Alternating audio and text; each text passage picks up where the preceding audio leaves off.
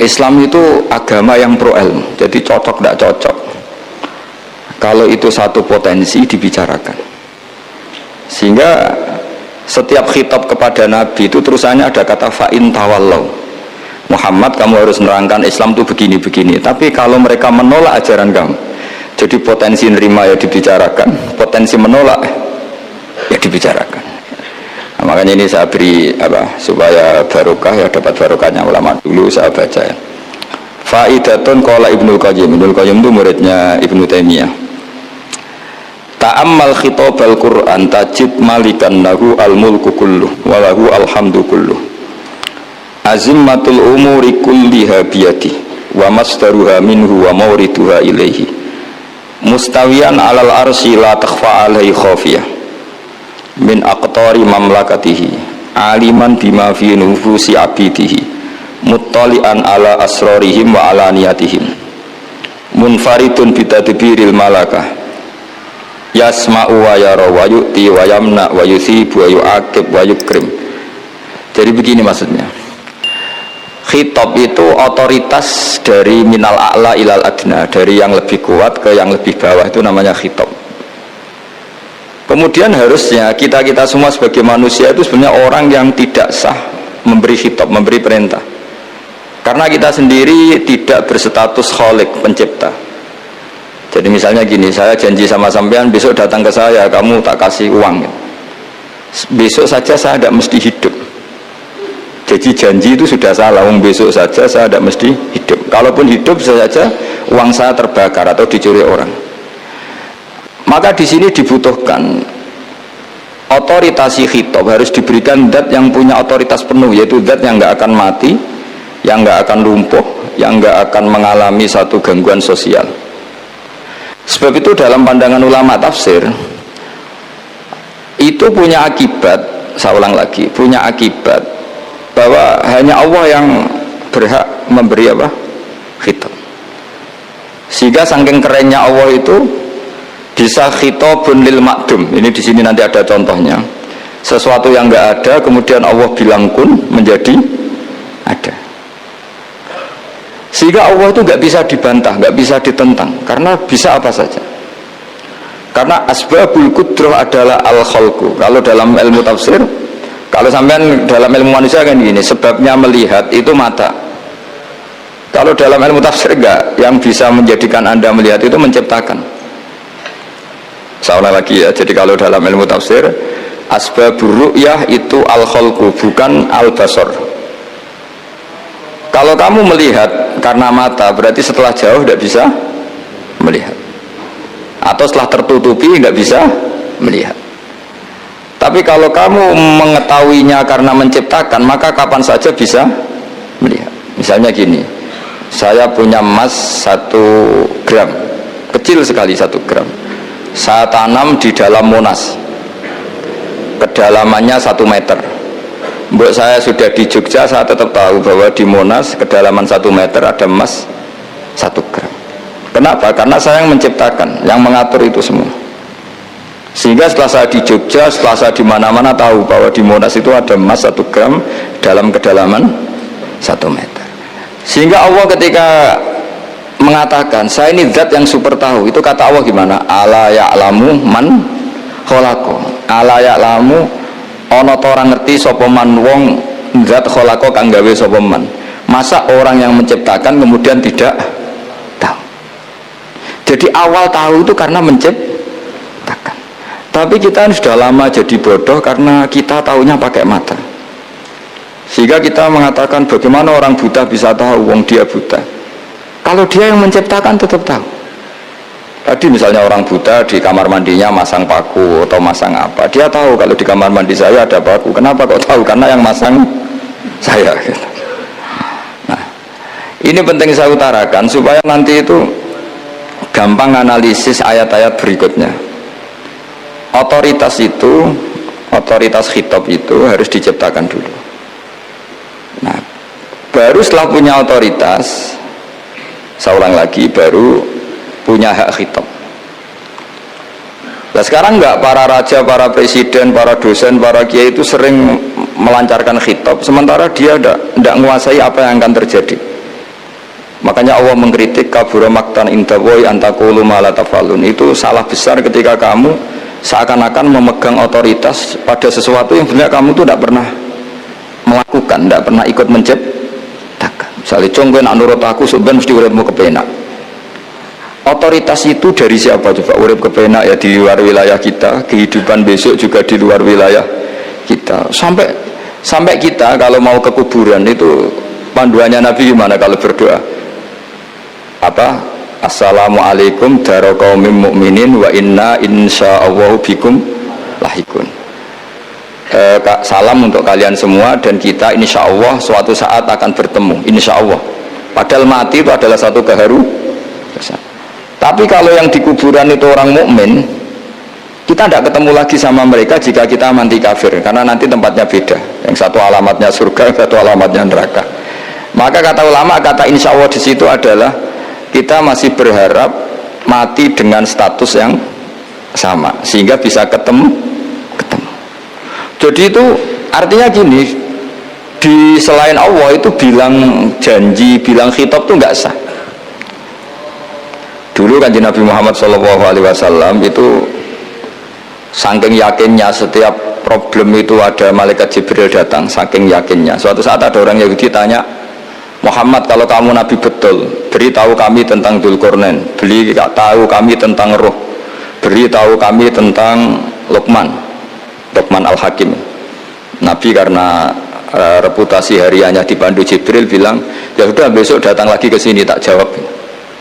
Ternyata Jibril nggak datang, padahal semua ditunggu lama nggak datang sampai utusan. Padahal yang tanya orang Yahudi yang sukanya bully Nabi, lama nggak datang. Lama-lama protes, Jibril ini gimana, saya dalam keadaan tertekan malah tidak datang. Datang Jibril dengan tanda kutip nyalahkan, yaitu ada ayat wala taqulanna li syai'in inni fa'ilun dzalika ghadan illa ayasha. Jangan katakan besok bisa melakukan sesuatu tanpa mensandarkan itu semua kepada kekuasaannya Allah Subhanahu wa ta'ala. Akhirnya semenjak itu Nabi mensyariatkan kalau kamu janji harus mengatakan insya Allah.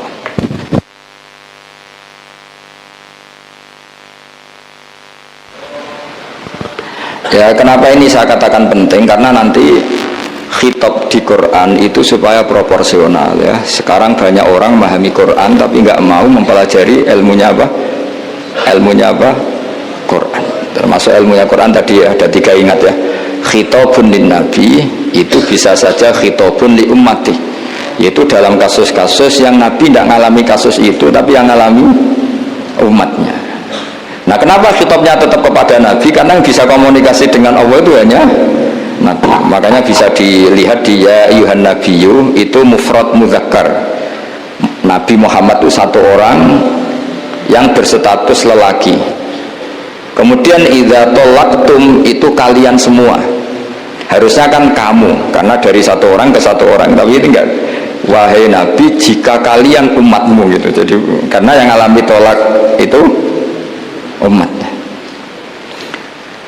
Terus kedua, khitabun lin nabi, dan yang dimaksud itu memang Nabi, kayak sholat tahajud. Sholat tahajud itu sholat yang memang untuk Nabi ya. Karena tahajud yang menjadikan punya hak syafaat itu hanya Nabi.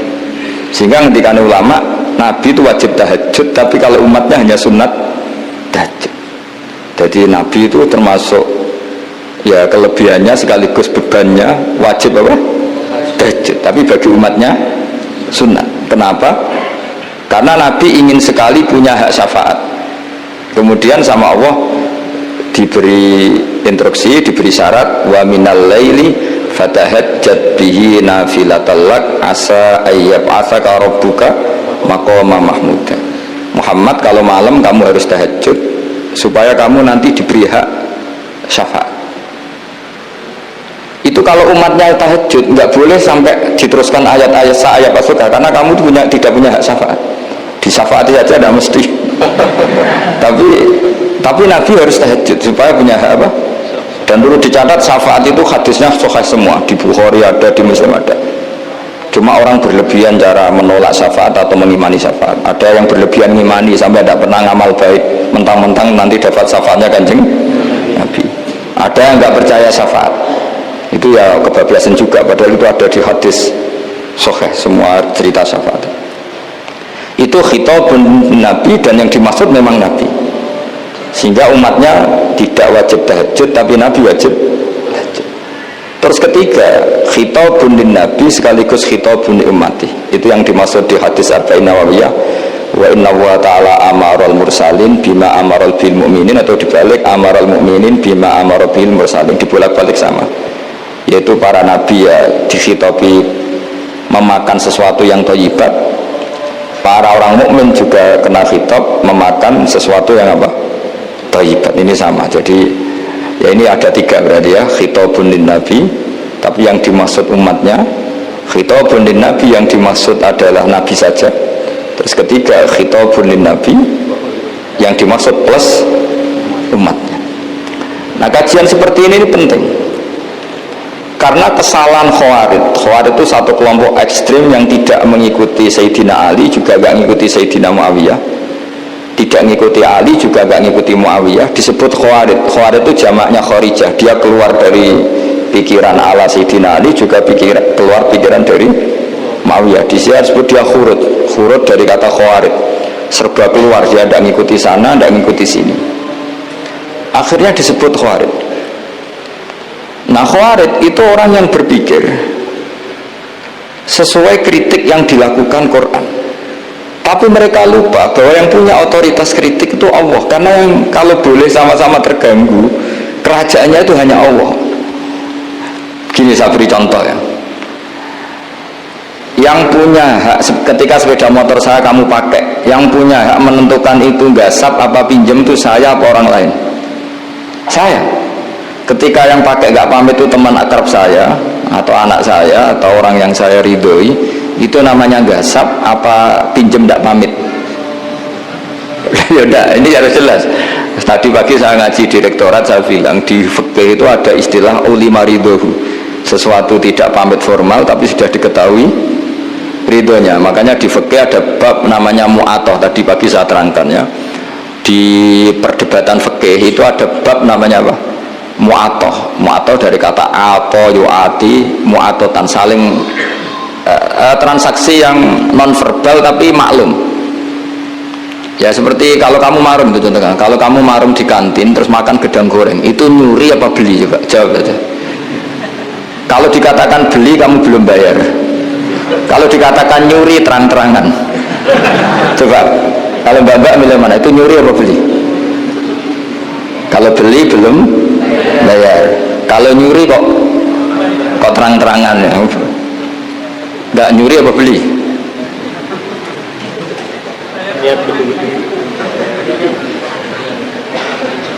Jadi ada gedang goreng di warung, kamu datang langsung makan, ada kerupuk dimakan, ada telur asin dimakan, itu nyuri apa beli? Nah, itu kalau orang fikih dibabkan kitabul bai'il mu'atoh, akad beli lewat jalur mu'atoh. Menurut Imam Abu Hanifah seperti itu dikatakan beliau pakai dalil al-adat muhakamah, bahwa adat itu berposisi seperti hukum, karena posisi di warung maka ngambil di situ dianggap memulai akad jual beli. Tapi karena ini sesuatu yang potensi masalah, Imam Syafi'i mengatakan itu enggak baik, enggak sah.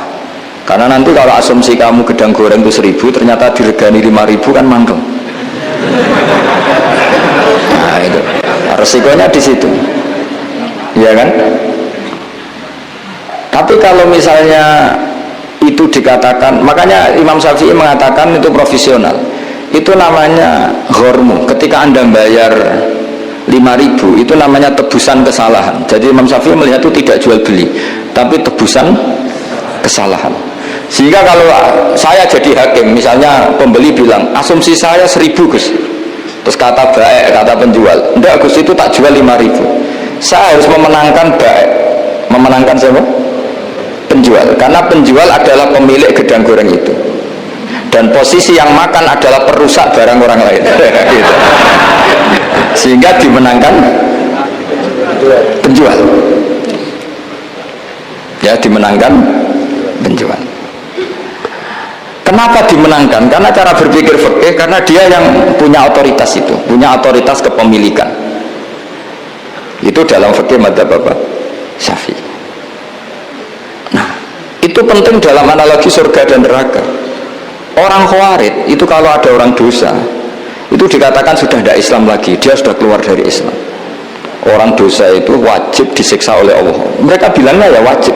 Dalam kelompok Islam itu ada kelompok namanya Khawarij, orang yang sangat ekstrim dalam berpikir. Dia mengkafirkan orang yang melakukan dosa apa?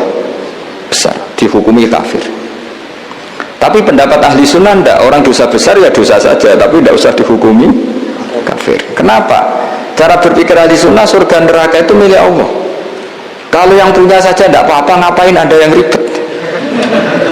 Yang punya surga neraka itu Tuhan, dan Tuhan memanggil-manggil orang yang salah itu disuruh tobat. Anibu ila rabbikum, wahai hambaku yang berlebihan, yang masih dosa, ayo kembali ke saya. Kapan saja kembali ke saya tak terima.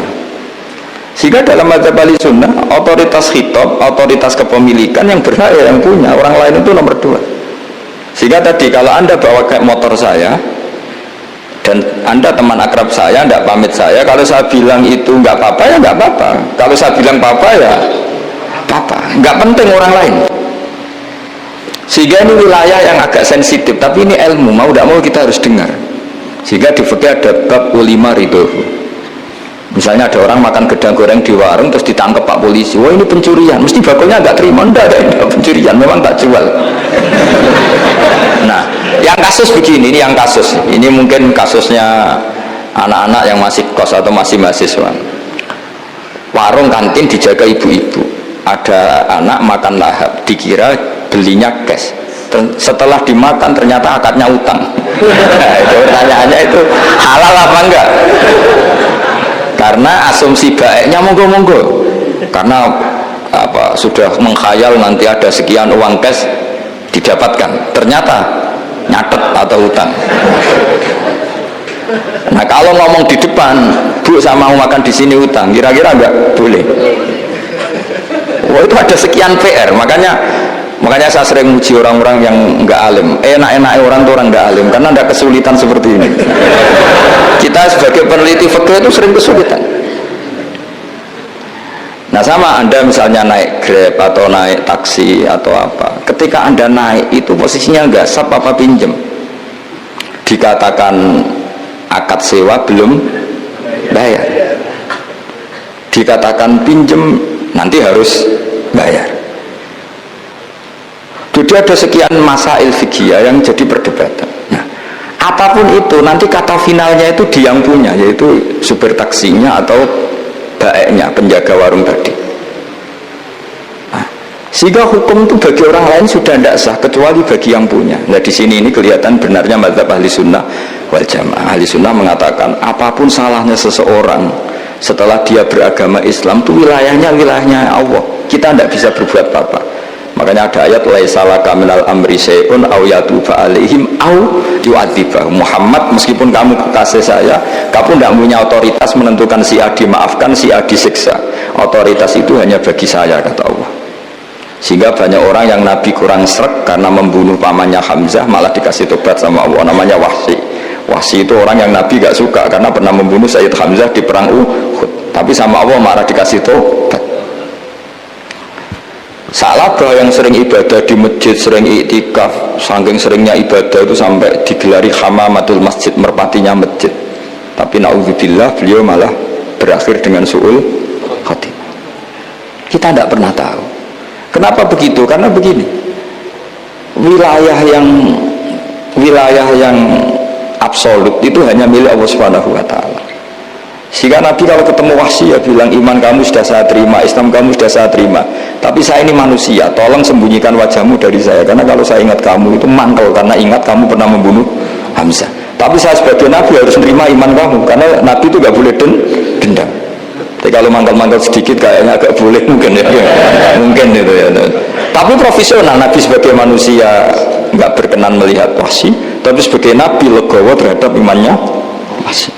Tapi Allah sendiri yang menghentikan laisa laka minal amri syai'un aw yatuban. Coba orang munafik, kayak apa salahnya orang munafik? Tapi ketika Allah ngendikan tentang orang munafik gimana? Wa yu'adzibal munafiqina insya'a au yatubah. Allah bisa saja menyiksa orang munafik insya'a kalau berkehendak, au yatubah, atau Allah mengasih tobat. Nah, karena pendapat ahli sunnah itu lebih valid sesuai ayat-ayat Quran, maka yang diikuti mayoritas di dunia adalah mazhab ahli sunnah wal jamaah. Dan itu dimulai cara berpikir yang sederhana. Yang berhak menentukan khitab ya yang punya, titik itu saja. Yang berhak menentukan khitab ya yang, nah tentu yang punya alam raya ini hanya Allah Subhanahu wa ta'ala. Makanya Allah mensifati dirinya Malik Yaumiddin. Kita tidak bisa. Makanya bahaya ya, pikiran-pikiran kayak Khawarij itu bahaya. Sampai nggak usah tanya saya. Lalu Khawarij kalau di era modern siapa Gus? Anda provokator kalau tanya gitu. Ya itu tidak boleh provokator. Pokoknya pikiran itu salah karena membatasi otoritas Allah Subhanahu wa ta'ala. Allah itu paling tersinggung kalau sifatnya dipakai, dicatat. Di Sahih Muslim itu ada riwayat, di hadis Muslim termasuk hadis Sahih itu Bukhari dan Muslim, itu ada seorang soleh sujud. Pas sujud dia diinjak orang preman, kira-kira seperti itu kalau sama diinjak. Terus si yang sujud tadi bilang gini, wawahi, ada kata wawahi, wawahi la yaghfiru wahu laka, demi Allah, Allah tidak akan maafkan kamu. Saat itu juga Allah ngasih wahyu kepada Nabi di zaman itu, bilang ke yang sujud, pahala sujud tak cabut, dia tidak punya pahala, dan yang menginjak dosanya tak ampuni. Terus Nabinya tanya, kenapa ya Allah? Saya tersinggung, kata Allah, hanya disetatuskan nggak bisa memaafkan. Padahal wa anal ghafir wa anal akhid bidzunub, saya adalah zat yang bisa maafkan, bisa nyiksa. Kenapa status saya tinggal satu? Allah kan bisa kan, walillahi mulkus samawati wal arda yaghfiru liman yasha wa yu'adzibu man yasha. Tapi si yang sujud tadi menstatuskan Allah hanya satu, yaitu yu'adzib, menyik. Itu kata Allah, kok enak, saya ini Tuhan, bisa menyiksa, bisa mengampuni, kenapa status saya jadi satu? Kamu kan mesti gak terima. Status kamu dihilangkan satu, terima gak? Gak terima. Sebagai suami kamu tetap punya dua status, bisa meneruskan nikah, bisa menceraikan. Coba status kamu tak ambil satu, gak boleh menceraikan. Istri kamu gendut, walek, cerewet. Wah, posengnya bukan main itu. Sama mbak-mbak juga sama. Sebagai istri harus nurut sama suami gini-gini, tapi juga punya hak rafa, hak mengajukan gugatan cerai jika suaminya tidak jelas. Mau nggak dicabut status hak rafa? Nggak mau. Kalau punya suami suara jelek, senang goda perempuan lain, itu kan. Nah, Allah itu punya status bisa memaafkan, juga punya status bisa menyiksa. Terus orang-orang yang sok soleh dengan tanda kutip itu kadang-kadang inginnya Allah tuh nyiksa terus sama musuhnya. Kalau sama dia memaafkan terus corong Jawa kan aku mbahmu, tapi kan gitu kira-kira kok enak gitu. Jadi ya sudah seperti itu. Lagi-lagi kata kuncinya apa? Beri otoritas itu hanya kepada Allah Subhanahu wa ta'ala, karena dia adalah pemilik otoritas sejati.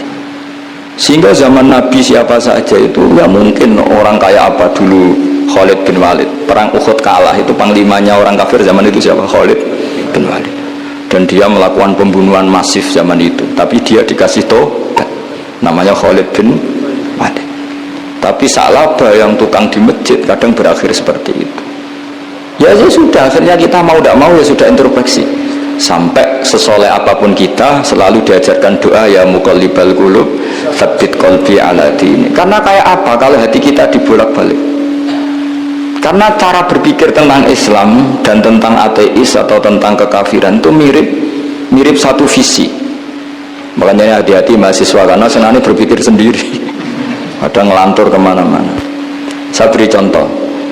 Sampai kalau sekarang masih miskin, berbahagialah.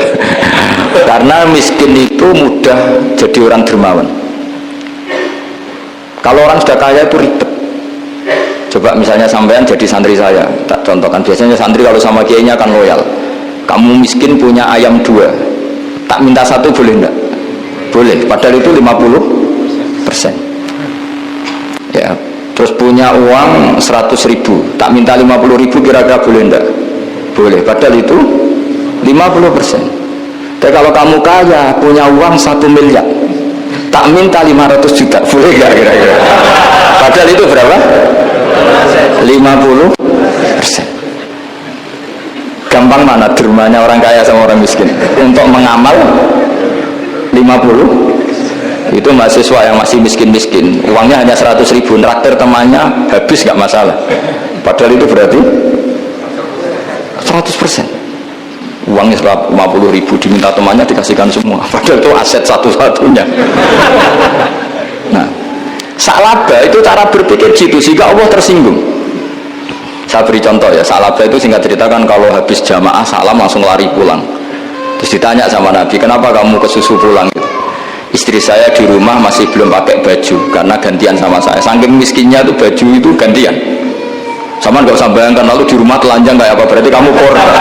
Kamu porno berarti, tidak boleh. Pokoknya ceritanya seperti itu, tidak usah lari, gantian pakai itu. Singkat cerita, ya Rasulullah, buat saya ini didoakan kaya. Sampai 3 kali Nabi bilang, bisa saja miskin itu lebih baik bagi kamu. Lama-lama sampai memaksa Nabi, akhirnya Nabi berdoa. Terus beliau kaya, dan Salabah agak salah, dia nggak minta paket kaya barokah, tapi mintanya kaya saja, diturutin kaya. Pertama punya kambing di pegunungan ya, kalau di Arab itu kan kambing diletakkan di Jabalen, Mabinal Jabalen, di antara 2 lembah itu 40 sampai 80 sampai 4000. Singkat cerita ketika 40 Nabi sudah memerintahkan sahabat diminta zakat. Berarti kalau 40 itu 1, kalau 80 kira-kira 2. Ya sudah gitu.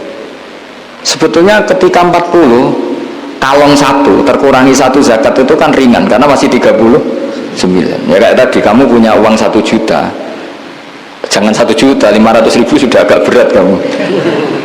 Nah gini saja, tak beri contoh betapa mudahnya dermawan bagi orang miskin. 1 juta itu kan zakatnya berapa? 25 ribu ya, rubul usur kalau dalam bahasa Arab itu berapa? Kalau bahasa kampus kan berapa? 2%, 2,5 ya, 2,5. Itu bahasa keliru sebetulnya. Sama ikut saya saja. Saya itu berkali-kali saya pernah garap matematika, cepet-cepetan mbak pakar matematika itu mesti cepet saya. Karena saya ini agak bedui. Orang bedui itu cara berpikir itu lebih gampang. Jadi kalau orang Arab, tak ajarin matematika Arab ya, itu nggak ada porogapit.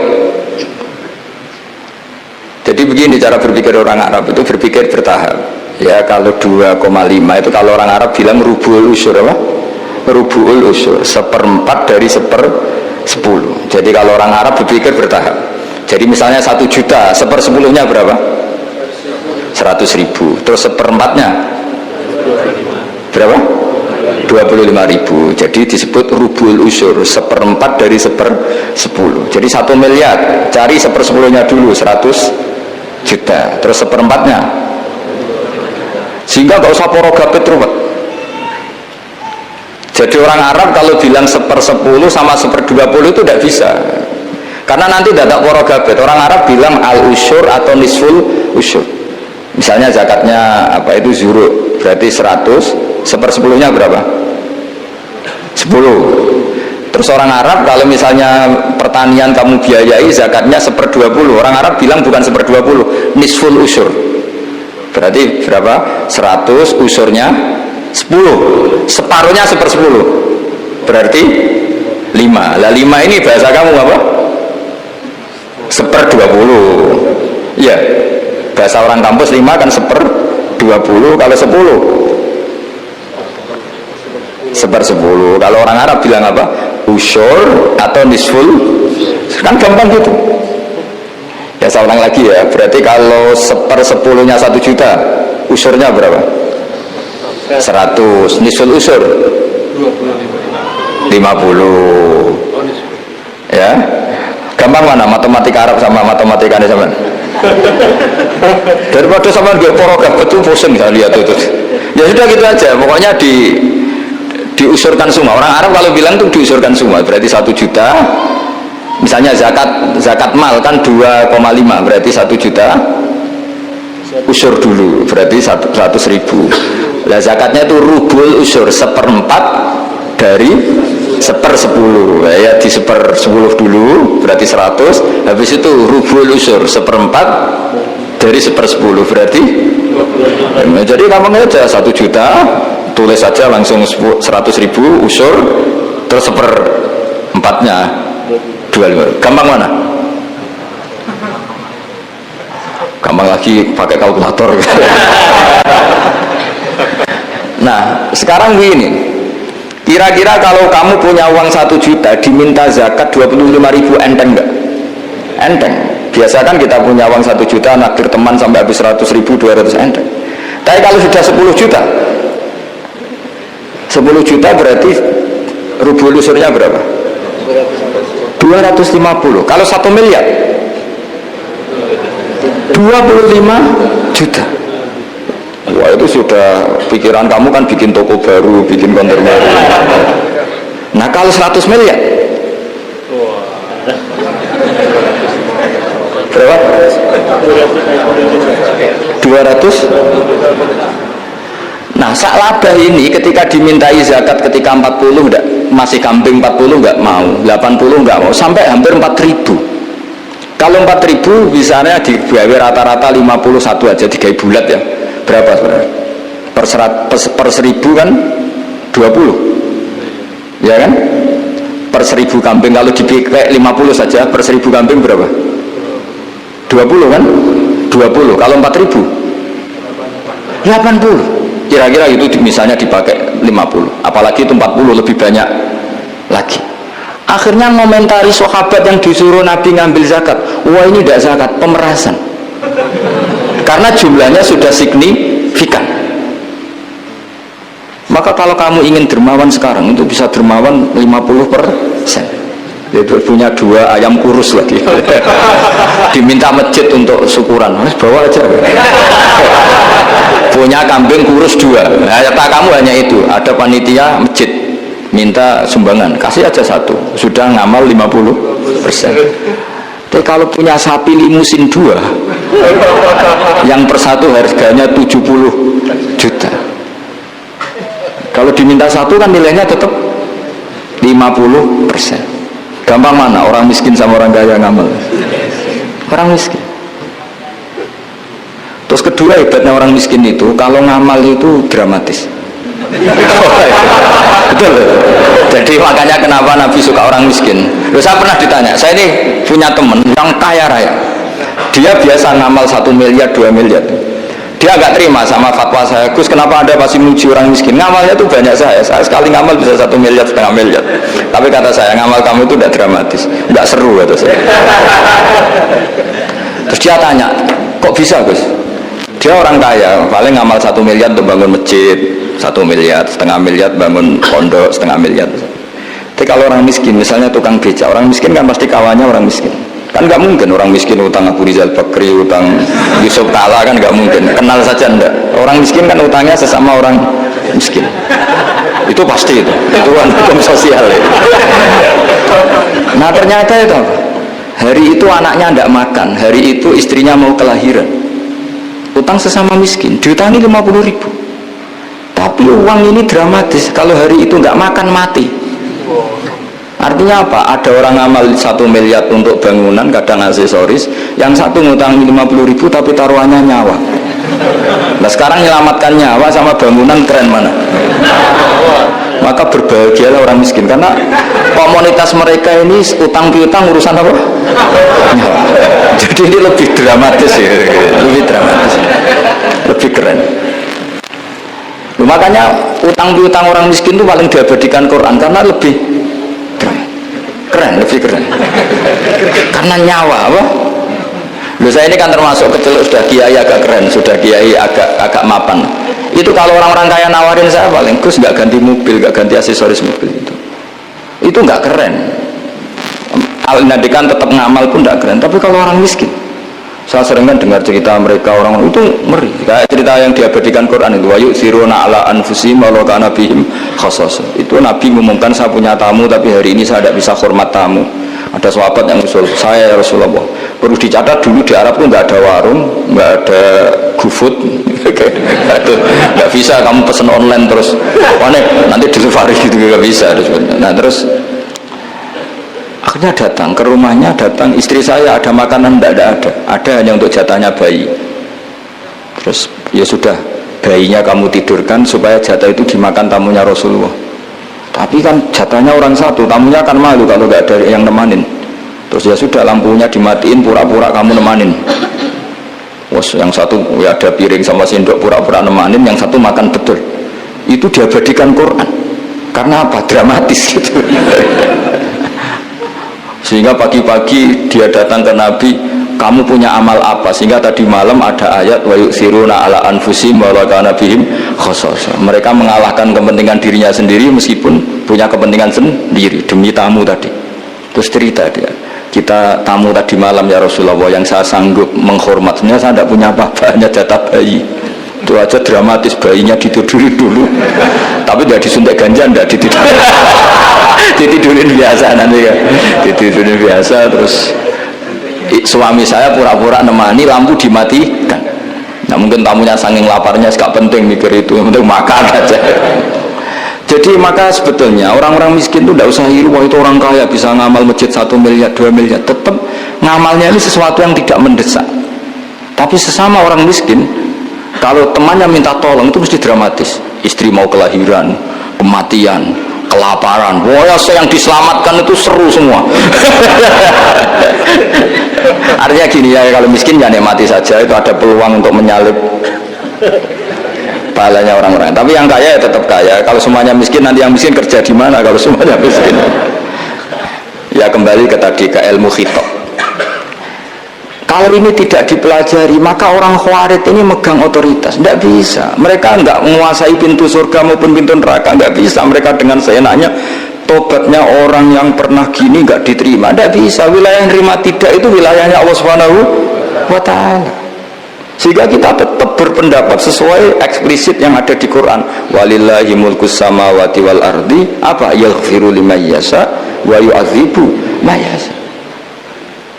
Sehingga nggak boleh kita pegang otoritas agama, nggak boleh. Kita hanya bisa menjelaskan. Kalau pegang nggak boleh. Misalnya saya dengan sampean surganya dulu mana? Bisa saja dulu jenengan. Oh bisa Gus, iya kan? Mungkin wah keren ngaji tawaduk mau. Mungkin saya dari bab tawaduk keren sampean. Di bawah saya di atas. Di bab tawaduk keren sampean. Sehingga kalau surga kok jalurnya tawaduk mesti dulu sampean. Karena sampean di bawah saya di atas. Tapi saya nanti protes sama Allah. Protesnya gini, posisi saya diperintah ya, gayanya mereka duduk di bawah, tapi merintahkan saya supaya mau mengajar. Jadi nggak ada sopan-sopannya, karena mereka merintah ya. Ya, terutama di PPI ya, Pak. Oh itu nggak sopan sekali kan merintah. Sehingga kalau yang dipandang, makanya masyhur itu kan, ada wali itu. Yang satu jadi wali karena sholat di shaf awal, keren kan, shaf awal fadilahnya utamanya kan luar biasa. Yang satu kalau sholat itu di belakang terus, tapi juga jadi wali. Yang depan agak protes, ya Allah kenapa ini jadi wali padahal sholatnya di belakang. Jawabannya lucu yang di belakang. Kenapa?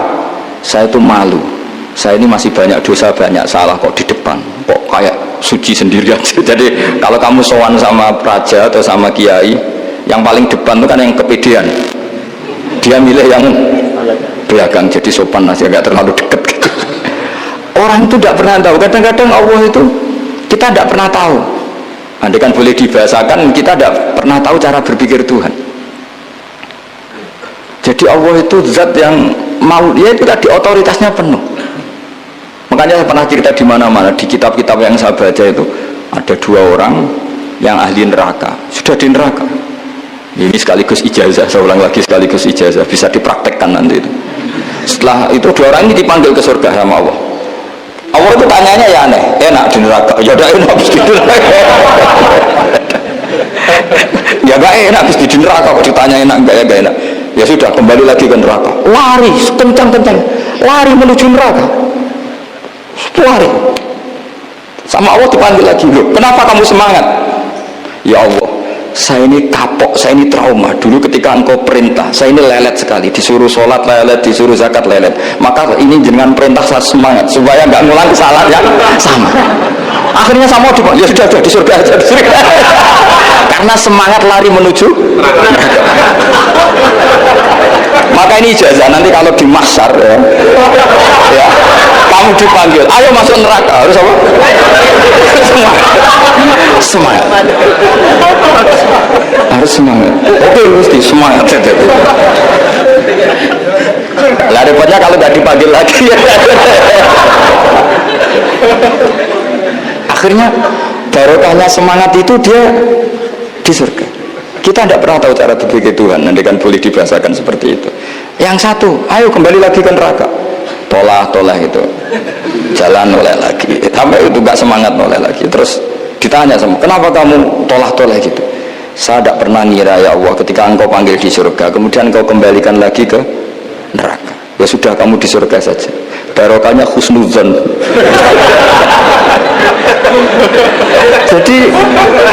jadi Tuhan itu unik. Makanya dalam tradisi ulama itu ad-dinu ar-riwayah, agama itu riwayat. Sebagian diredaksikan inna hadzal ilma dinun fanzuru amman ta'khuduna dinakum. Agama ini, ilmu ini agama, maka lihat riwayatnya. Karena kita tidak pernah tahu cara berpikir Tuhan. Kita harus mengikuti riwayat yang diutarakan Rasulullah SAW. Karena kita tidak pernah tahu. Kayak tadi ada orang diinjek, kita mesti kan terprovokasi ingin bela yang sujud menyalahkan yang injek. Tapi ketika yang sujud mencabut nama Tuhan, Allah tidak akan memaafkan kamu. Itu Tuhan tersinggung karena sifatnya direduksi satu, diambil satu, disembunyikan satu. Lalu kan dia begini mungkin malah Allah maklumi. Saya tidak akan maafkan kamu. Enggak apa-apa Allah, kan saya. Kan tidak mencabut namanya Allah. Selama hidup saya tidak akan maafkan kamu. Allah nggak akan tersinggung. Karena dia sebagai manusia tentu punya dendam, punya rasa mangkal, punya emosi. Tapi kalau ketika bilang Allah tidak akan maafkan kamu, berarti dia mencabut statusnya Allah. Dan Allah disifatkan hanya satu dari sifatnya Allah, yaitu hanya sifat menyiksa. Padahal Allah punya sifat memaafkan. Ini hati-hati bagi orang-orang soleh, orang-orang yang terlalu berpikir keras dalam Islam, nggak boleh seperti itu. Masyhur itu kan, ada satu perkampungan yang sering secara masif terstruktural mau menghabisi Nabi, yaitu namanya kampung Usoyyah, Ro'lan sama Zakwan. 3 kampung ini sering koalisi mau menghabisi Nabi, sampai Nabi sering kunut nazilah, Allahummal an Ro'lan wa Zakwan wa Usoyyat asad Allah wa Rasulah. Sering dipasutkan gitu. Tapi Allah malah menurunkan wahyu, Muhammad, kamu tidak boleh intervensi saya seperti itu. Bisa saja mereka dapat hidayah. Semenjak itu Nabi meninggalkan kunut nazilah. Terus dan sebagian ulama mengatakan itu awal diturunkannya ayat laisalaka minal amri syai'un au yatuba alaihim au yu'adzibahum. Jadi ini sekaligus lagi-lagi ini bab khitab. Jadi ya seperti kita punya, makanya orang itu tetap dungo ya muqallibal qulub sabit qalbi ala dini, karena otoritas itu bagi yang punya. Maka kata malik, kata pemilik itu kunci dalam ilmu tauhid atau ilmu tafsir atau ilmu apa saja. Misalnya gini, saya punya rumah. Saya punya rumah yang ruangan depan itu ruang tamu, tentu dapat perlakuan khusus.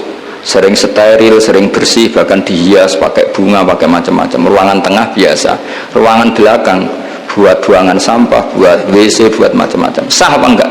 Sah. Kenapa? Karena saya pemiliknya. Apa? Karena saya. Tapi kira-kira yang sedang di ruang tamu, tanah yang sedang di ruang tamu yang dimanjakan juga nggak boleh kumau luhur. Bisa saja suatu saat saya rubah pikiran, rumah saya tak balik dari menghadap utara ke selatan. Yang dulu WC jadi ruang tamu, yang ruang tamu jadi WC. Langsung perlakuannya rubah 180 apa derajat, beda 360 derajat. Nah itu yang di sini nih, kenapa orang soleh pun tetap takut sama Allah, karena Allah itu yaf'alu ma yasha, bisa melakukan apa saja. Sehingga tradisinya ulama ketika zaman ini sudah rusak seperti ini, ulama-ulama tidak ada yang khawatir, karena Allah mensifati dirinya Al-Hadi sebagai zat penunjuk. Coba kita sudah nggak ditungguin Nabi, nggak ditungguin wali, nggak ditungguin orang-orang soleh dulu, tapi agama itu ya jalan sampai sekarang. Ada orang ngaji, ada orang sholat, ada orang zakat. Andaikan agama itu diserahkan manusia, sudah kita tidak bisa mempertahankan agama ini di zaman seperti ini. Tapi karena Allah itu Al-Hadi, zat yang memberi petunjuk, dan sifat Allah Ta'ala pasti tata'atsaru bi khalqih, pasti ada akibatnya di makhluk.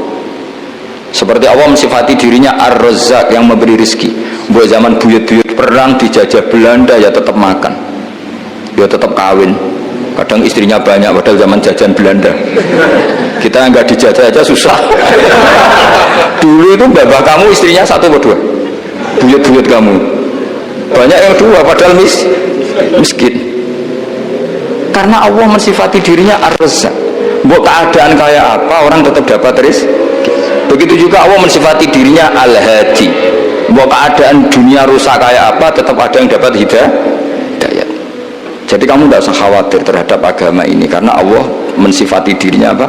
Al-Hadi, zat yang memberi petunjuk. Kayak apa Amerika, kayak apa Korea. Saya itu pernah di Korea, katanya negara ateis. Di sana TKI yang nyari uang, ternyata di sana itu bikin masjid. Coba kalau Allah menghendaki, di Korea ada masjid. Karena bikin masjid nggak boleh, kalau nyewa boleh. Jadi Korea itu ada satu aturan kayak di Jepang, kayak di umumnya negara maju. Yang sudah fungsi sosial itu tetap sosial, nggak boleh menambah yang baru. Jadi kalau dari gereja dibeli masjid boleh, tapi kalau tanah lapang dipakai masjid nggak boleh karena ngurangi tanah. Tapi kalau dari gereja jadi masjid boleh, dari bar untuk masjid boleh, dari pantai asuhan jadi masjid boleh. Pokoknya fungsi sosial. Saya pernah ngaji di masjid itu, bawahnya bar, atasnya gereja, atasnya lagi masjid. Kadang ya balik masjid dulu, bar, baru gereja. Karena memang yang sudah kawasan sosial ya kawasan publik ya untuk publik. Kita tidak pernah mengira kalau di sana ada tauhid. Tapi Allah itu Al-Hadi, apa? Allah itu Al-Hadi. Sehingga ya delala ada orang Indonesia kerja di sana, terus nuraninya tersiksa kalau tidak ada tempat sujud. Akhirnya mereka urunan bikin masjid. Itu banyak yang santri saya sering ngaji saya. Ya saya ulang lagi ya. Jadi cara mikir khitab sama Allah gitu dulu ya. Nggak boleh kamu berpikir khawarid yang membatasi kekuasaan atau hidayatnya Allah Subhanahu wa ta'ala. Karena kita tidak pernah tahu. Salabah ngomong gitu itu masalah besar. Karena mengatakan kekasihnya Allah itu pemungli. Karena tadi, wah ini tidak zakat lagi tapi apa? Pungli. Ini apa? Pemerasan. Karena tadi jumlahnya sudah sekitar 4.000, zakatnya kan banyak sekali. Makanya saya mohon, saya model di UI itu setuju kalau zakatnya dimulai dari kecil lebih ringan. Misalnya kita gaji 1 juta dipotong 25.000 kan ringan. Tapi kalau gaji kamu 1 miliar kan mendingan untuk bayar supir, buat yang jaga gudang, kan mesti pikir aja sudah macam-macam daripada dipakai zakat. Ya, jadi diantara menganalisis Quran adalah apa? Dudukkan Allah sebagai malikul umur kulliha, yang menguasai semua urusan. Tapi kalau kita apapun hebatnya hanya sebagai ulama, hanya sebagai mufti, hanya sebagai kiai, itu tidak punya otoritas. Sehingga misalnya banyak kan, misalnya anak yang kita cintai, kita modali malah bangkrut, yang tidak kita modali malah kaya, karena urusan tidak di tangan kita, tapi di tangan Allah Subhanahu wa ta'ala. Masjid juga gitu. Masjid yang dikelola secara sehat, ramai jamaahnya gini-gini, itu dikelola oleh manajemen. Ada masjid yang kelihatannya sepi, jamaahnya ya sedikit apa, tapi kadang-kadang diridhoni Allah. Kenapa? Karena masjid itu nggak menjadi problem sosial bagi komunitasnya. Saya beri contoh, masjid ramai tentu baik, nggak perlu saya ceritakan. Karena masjid ramai itu ya mesti baik. Masjid yang banyak jamaahnya tentu baik, itu nggak usah dibicarakan. Tapi ada beberapa masjid yang sepi, tapi Allah itu suka. Kenapa? Karena lembaga agama itu nggak boleh mengganggu sistem sosial. Jadi kita tidak pernah tahu cara berpikir Nabi. Yaitu banyak kan sahabat habis sholat duhur dia di masjid, qobliyah di masjid. Apa kata Nabi? La taj'alu buyutakum kuburan, cung nak apik aja mbok entek-entekno ning masjid. Omam yo bagiai keapian. Rumah kamu jangan jadikan kuburan. Jadi sholat sunatnya di masjid, ba'diyahnya di masjid. Pulang-pulang tanya, "Mah, makannya di mana?" Terus marah-marah karena kurang disediakan makanan. Kan lucu kan? Di masjid qobliyah, ba'diyah, pulang-pulang tanya Allah makanan, tersinggung lagi kalau belum disediakan. Akhirnya apa? Anak-anak kita yang kecil kenangan melihat bapaknya itu apa? Bapak itu orang yang kalau dari masjid tanya makanan dan marah kalau tidak kesampaian. Coba kalau kamu datang dari masjid sholat, kenangan anak kamu apa? Bapak itu orang yang kalau datang dari pergi sholat. Sehingga kenangan anak-anak kita ini melihat kita sholat sujud di rumah. Sehingga Nabi membahasakan apa? jangan jadikan rumah kamu sebagai kuburan, kasih jatah sholat. Sehingga ulama mengatakan jamaah itu paling baik itu di masjid untuk jamaah fardu. Untuk sholat sunat beberapa malah sebaiknya di rumah. Sehingga saya ini sebagai kiai ya sering bingungnya kadang ada orang terlalu overacting ingin masjidnya ruame sehat, yang satu enggak. Saya ini sering dipamiti ya, saya akhirnya bingungnya ya barokahnya ngalim itu bingung, kalau nggak ngalim malah nggak bingung karena ya sudah harus gini. Sampai tak beritahu ya, Nabi awal ngendikan itu ju'ilat lanal ardu kulluha masjidan, semua tanah Allah itu hakikatnya masjid. Apalagi ini rumah kita, anak kita biar menyaksikan saat kita sujud, saat kita baca Quran, saat kita ngaji. Kalau semua ini di masjid, kemudian Anda di rumah taunya makanan, menuntut ngopi, menuntut kenangan di keluarga kita kurang baik. Makanya Nabi membahasakan apa? La taj'alu buyutakum kuburon, jangan jadikan rumah kamu sebagai kuburan. Apalagi ada pepatah lagi, al-ummu madrasatul ula, ibu adalah madrasah pertama. Coba kalau kita ngajarin Quran di rumah, ya tentu masjid ya tetap ada kegiatan, tapi jangan sampai mematikan rumah. Sehingga kita sebagai ulama itu ada masjid rame ya seneng, ada masjid setengah rame ya nggak apa-apa, asal efeknya menyebar ke masyarakat. Jadi ramenya masjid ya baik, tidak rame kalau yang rame ibadah di rumah-rumah juga baik. Maka dulu zaman Nabi Musa malah istilahnya waj'alu buyutakum qiblatan wa aqimus sholat, jadikan rumah kamu sebagai kiblat, sebagai tempat ibadah. Coba kenangannya Nabi kalau sholat malam itu di rumah apa di masjid? Di rumah. Sehingga Aisyah punya kenangan sampai hatta waromat kodamau, sehingga tangannya, kakinya Nabi bengkak. Dan Nabi alami saja. Kamu kira Nabi sholat punya kayak anak-anak sekarang kan yang ada ruang sholat, ternyata hanya dipasang sajadah sama tasbih, nggak pernah dipakai. Kalau Nabi enggak, yang dipakai Sayyidah Aisyah itu ya tempat sholat. Sehingga kata Aisyah, Nabi itu sholat di tempat tidur saya. Kalau Nabi sedang berdiri, kakiku tak selonjorkan. Kalau Nabi sujud, kakiku tak ingkretkan. Ya di tempat Sayyidah Aisyah tidur itu Nabi sholat.